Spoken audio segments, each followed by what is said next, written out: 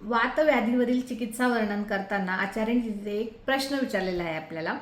तर हा जो प्रश्न आहे तर त्यांनी जो श्लोक सांगितलेला आहे तर ते म्हणतात की शुष्कांनीही अपि काष्ठानी स्नेह स्वेदोपपादनेहि शक्यम कर्मण्यताम नेतुम किमु गात्राणी जीविताम। तर त्यांचा प्रश्न असा आहे की जे शुष्क काष्ठ असतं म्हणजे जे वाळलेलं लाकूड असतं त्यालाही जर का आपण रेग्युलरली तेल पाणी केलं, बऱ्याचदा तुम्ही जे ढोल वाजवण्यासाठी वगैरे लाकडं बघता तर ती हवी तशी वाकवलेली असतात, तर त्याला जी प्रोसेस आहे ती तुम्ही बघितलीच जर तर त्यालाही तेल लावलं जातं, शेकलं जातं आणि अशा प्रकारे हळूहळू त्याला शेप दिला जातो।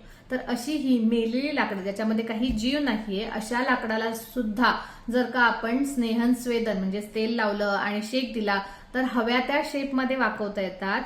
तर मग जिवंत माणसं जी आहेत, जिवंत शरीर जे आहे तर त्याला आपल्याला हवं तसं का नाही करता येणार असा आचार्यांचा प्रश्न आहे।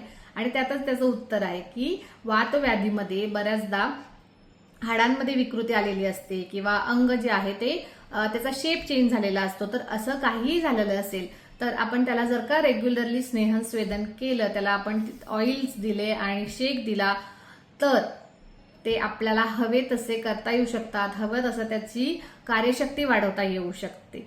त्यामुळे डेफिनेटली कुणालाही जर का वातव्याधी असेल तर त्यांनी नक्की स्नेहस्वेदन नियमितपणे केलं पाहिजे आणि त्यांना डेफिनेटली त्याचा फायदा होऊ शकतो। व्हिडिओ आवडला असेल तर नक्की लाईक करा, शेअर करा आणि चॅनलला सबस्क्राईब करा।